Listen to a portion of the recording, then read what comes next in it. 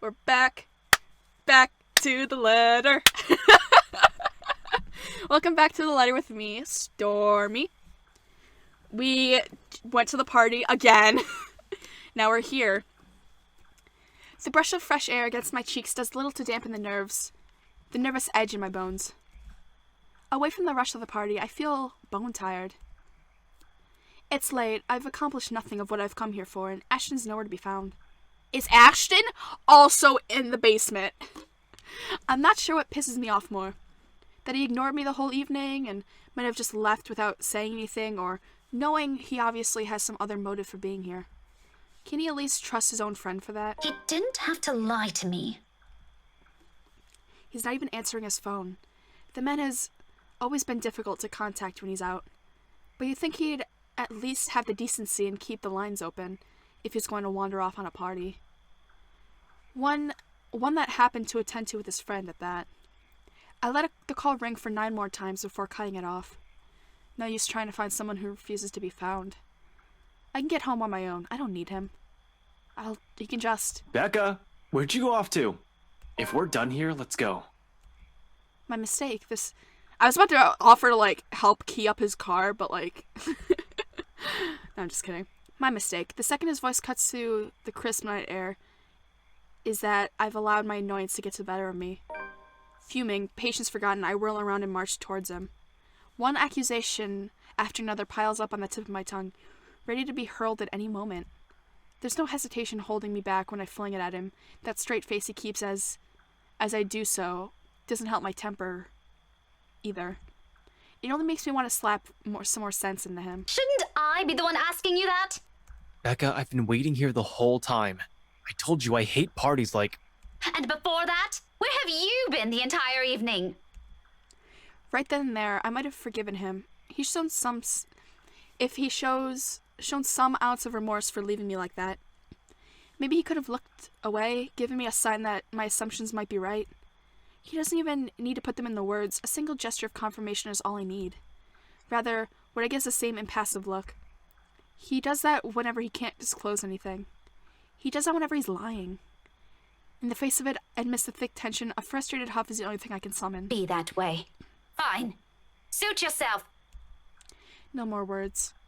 That's what I'm saying. Ash is not... He's not a good boy to date. Not really. Also, there's a clear communication problem between the two of them, and I'm not into it. After everything I've seen and heard tonight, I'm already too exhausted for those. So without speaking any further, I simply walk past him and stomp over to his car. Although before I could pull open the door, he calls out, one hand outstretched, a gentle weight on my shoulders. Wait, Becca. He pauses, his brows furrowing and a lip curving into a slight frown. I can almost see the gears turning in his head, while he tries to piece together everything he wants to say. Before, perhaps, I might have waited patiently for those. He's not a man fond of using words to express himself. More often than not, any gesture of honesty will only come out as blunt and coarse when forced. But today, for a reason or another, I simply can't summon that forbearance. Ashton, if you're just going to waste my time again... Becca, listen. I don't know how else... That much is obvious. Why don't you just take the whole bloody night? Go on. I can wait until next year. Better yet, why don't you just keep it all to yourself like you always do? It's not like... Rebecca, will you hear me out first? The silence I can offer him, but whether I believe what he's about to say is still up for debate. A very long debate. I honestly don't know how else to put this. I'm aware your parents have some kind of history with Hannah Wright, and somehow you're friends with her. But you should stay away from these people for now. Especially the husband. Who? Luke? His expression deepens into a scowl at my mention of the name. But whatever opinion he has, it doesn't immediately voice. Still, something about it has greatly displeased him, evident in the stiff note his tone assumes. Yeah, he's bad news. It's my turn to frown this time. What does he mean by that? Both of these are confrontational. I do not do confrontation well. Okay, where are we at? Care to explain your reasons? I think I got more. I think we got more. Okay. Cool. We're good. I've not meant for it to sound as harsh as it does, but anger and frustration have never been a good match in me, particularly in nights like this. It's not surprising when Ashton jerks back, as if I've struck him. As if I've struck him with a book. Dude, tell him that you hit Luke with a book. He will fuck you right here. I'm telling you. For a fleeting moment, something akin to hurt darts across his features, his eyes narrowing and hands closing tight into a fist at his sides. Then, swiftly, he glances away and shifts his focus on the line of trees nearby. Like an answer can be gleaned from the dark expanse. He's just like, man, those trees are so fucking hot. Oh my god, I want to put my dick in that tree.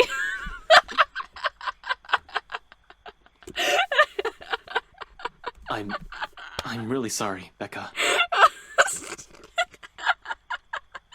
Sorry,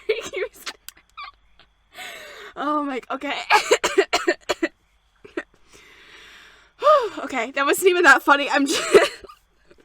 It's just him, like, leaning up against the tree, like, you know, maybe I don't want to say he's leaning against it, because I feel like that's rude, but, like, you know, one hand against the tree, and also his, like, elbow, and he's just like, hey, baby, your leaves are looking pretty sexy tonight.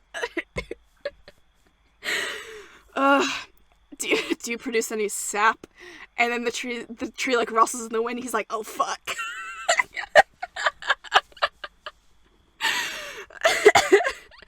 Okay. What is it for? For the party? The vague answers he continues to give, because it includes all those times before. Whew, the year's worth of it. I don't doubt its sincerity. However, at the moment, the forgiveness he's asking isn't something I'm too willing to hand, furious as I am. It's frankly a one. Oh no, she's so mad that she, like, starts a forest fire. And he's just like, Becca, no, that my girlfriends, my partners. Who else am I gonna fuck now? Oh my god. It's frankly a wonder how I can keep myself from raising my voice at him. We'll talk about this tomorrow, and you better have a proper answer for me by then. There's a brief hesitation before I step away, a short moment of wanting to say more, but waiting if he has anything else to add. He's only silent, eyes still trained at the trees. It's the last glimpse I see of him before I climb inside his car. If the door slams closed with the same force as the anger I'm holding, it sounds merely vanishes into the night unnoticed. He follows soon after, and shortly we're on our way back to the city. The grass is green and the trees are pretty. Yeah, even with the city's bright lights welcoming us, the dense, somber air from the mansion still lingers. The scent of pine needles follows us. I'm crying. Oh my god. I didn't expect that. Oh my god, I haven't laughed this hard in a while. At least at my own stupid jokes. Whew, okay. The moon is almost at its highest by the time we reach Salamwell. Even after our respective heads have cooled off, the atmosphere within the car remains rife with unspoken tension. This isn't a problem so easily fixed with a few handshakes. Quite frankly, I don't know what will. Having an open and honest conversation? Hello? Ashton himself has no idea what to do when he alights and dawdles awkwardly in the middle of a car park, unsure. It almost seems like he's having an internal debate, whether he should say goodbye or mutter another apology. I could have driven him away purely out of spite the second you've gotten off. Still, old habits die hard. Much like trees, they live a really long time. So hard to kill.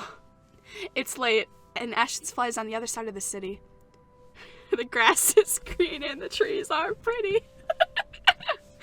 Irritation might still rear its head every time I look at him right now, but I'm not too cruel to put up with him for another long drive. Especially when he still appears as if he hasn't gotten any rest. You can borrow the couch. I throw the keys to my flat his way before a protest forms on his lips. Although he catches it with ease, his eyes He eyes it with a weird expression and shoots a puzzled glance my way. You haven't been forgiven. We're still going to have that talk, believe me. But I'm not about to send you out on another drive looking like that. It's late. Go get some rest. We're setting aside a lot of the loose ends like this, but he appears to have accepted that reason, at least in the meantime. He does give me another questioning glance when I shove past him, pulling my mobile out in the process. Where are you going? I thought... You go ahead upstairs. I need to contact Professor Andrew. Andrew? Why would you... Oh, no. Please. This again? It's been a week, Becca. I thought we already agreed that was a dumb Halloween prank. No need to bring in the old guy. What? Of course he's still skeptical. It makes one wonder if he's even seeing anything at all. Figures his curse will stay from the scoffer. But this is another loose end tonight that I can't just leave alone, Ashton beliefs notwithstanding. It just so happens that it's one I can delve into using other means than taking a look at the mansion itself. Ashton, do you really think I still give a shite after that stunt you pulled tonight? No, but this is... I've spent so many years with him to know that this is about to turn into another argument. Why? I don't get it. I don't understand. Maybe I'm not equipped. Maybe I don't have enough experience with, like, romance or, you know, dating or anything, which is fine. No shame in that. But, like, I don't think you're supposed to argue every second of the day. There's a difference between, like, real heated arguments and, like, you know, stupid debates about, like, whether mint ice cream is good or not. Or, like, if pineapple belongs on pizza. But I don't think it should be like, yeah, I don't believe in ghosts, and the fact that you believe in ghosts is ridiculous. How dare you? Like, what the fuck is happening? That's not healthy. Argument, whatever. Before he can finish it, I cut him off with a firm raise of my hand. Look, I don't care. There are weird things happening around here. And yes, it's Isabella's brand of weird. Ghostly voices, strange sounds, and a bloody woman sitting at the back of my car. You don't have to believe me. Where's But this I no coming longer from? have the patience to convince you, so just... Where's this coming from? Why did this happen? Did I miss something? Did I misread a line? Why does this... Just Okay. leave me be, Ashton. He doesn't push it, growing quiet instead, although I know he has a whole case of it prepared inside his head. But there's a reluctant shift in his movement when he steps away from our conversation. Short of climbing the stairs, he stops, turns to face me with an expression almost too conflicted. Are you really sure What? that there was something? That you've been, seeing things? Yes, I'm very, very certain. Now go. And you better not break anything in there. The last time I let you stay over, it was that statuette Belle gave me. You haven't even replaced that one. And please, for the love of God, do not fuck any of my plants anymore. The last of my reprimand goes both unheard and unanswered as he disappears behind the stairs. God, we have Zach the orange enthusiast. That's so stupid. Zach's an orange enthusiast, Ash is a tree fucker. God, what is this? What is happening? If things aren't as strained, he might have a quip or two about that, followed by light banter. Instead, for a long moment, I'm left staring after him. There's something in the way he asked it that nags. Coupled with his expression, the whole change just feels unsettling. Exchange. Who the fuck is this guy? Who the fuck? Once that doesn't fade, even as I gather my thoughts and shift my focus on another, even as I dial Professor Andrew's number. And that is when it clicks. During the long wait for the professor, one stray thought emerges from the unease. Ashton has not intended for his question to be a jibe. It's concern. For what, though? For my well-being? The letter's curse? The woman I mentioned? The answers for those will have to wait, however. Finally, the call connects and Professor Andrew's voice echoes from the receiver. Professor Andrew? Rebecca? It's late. Who are you? What can I do for you? I know, I'm sorry, but this is a bit urgent. After all, this is a more pressing matter. Our lives might be at stake if we're still in the dark. Actually, I was wondering, if I could ask you to do me a favor. Oh, okay. Okay. I don't get to hear the favor. Whatever.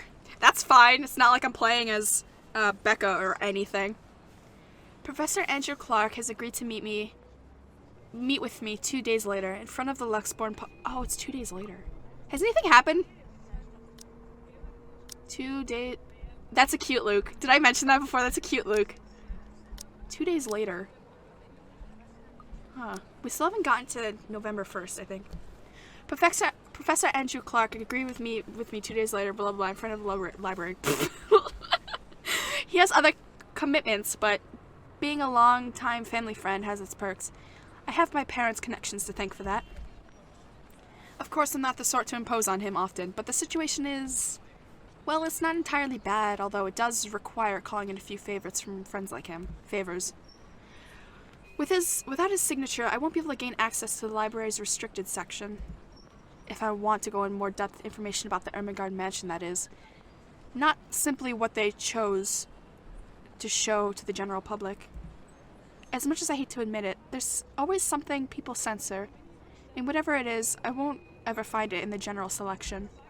It has to be what they're keeping here, beyond the public eye. The thought of it alone makes me antsy. Thankfully, I don't have to brood over it.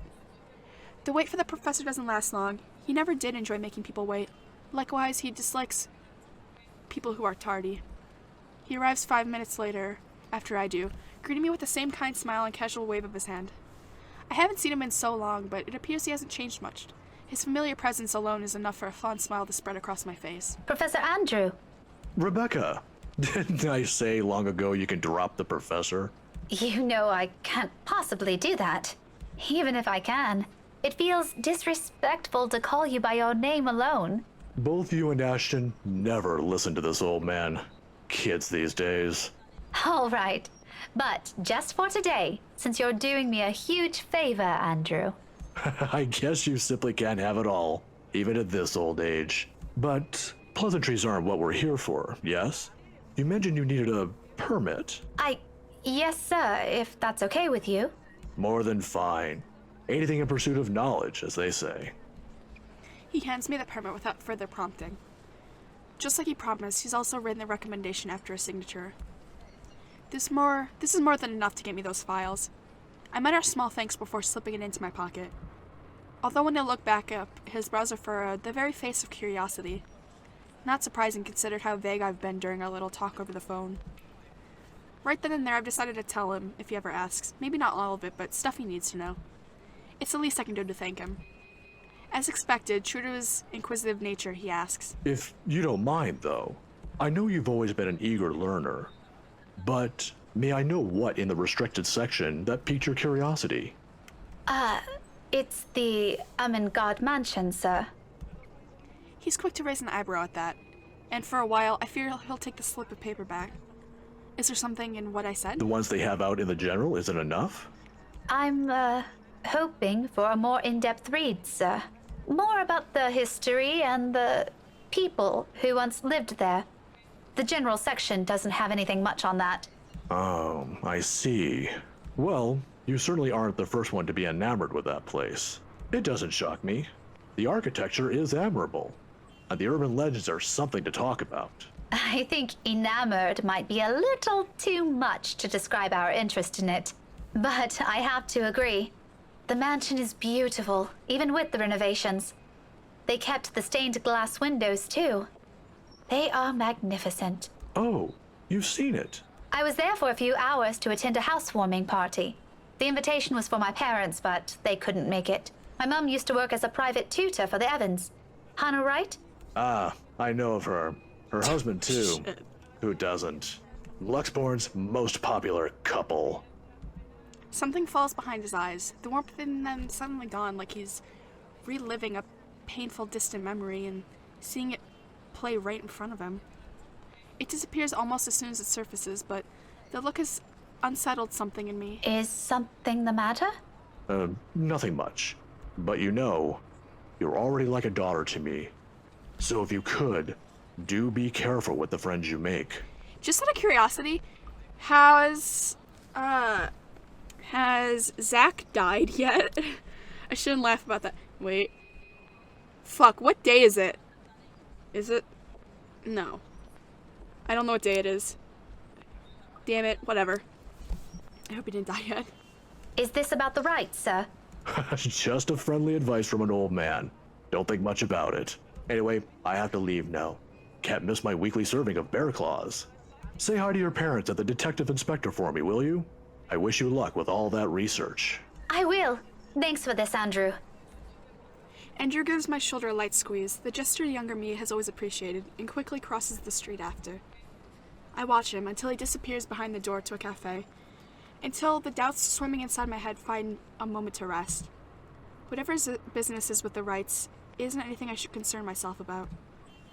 But somehow in the grand scheme of things now, all of it feels oddly relevant. The how, though, I've yet to find out. And I'm hoping the library will give me the answers I want this time. And we'll read a book next time! Thank you so much for watching and or listening. I really appreciate it. And I hope you guys have a wonderful day. Goodbye.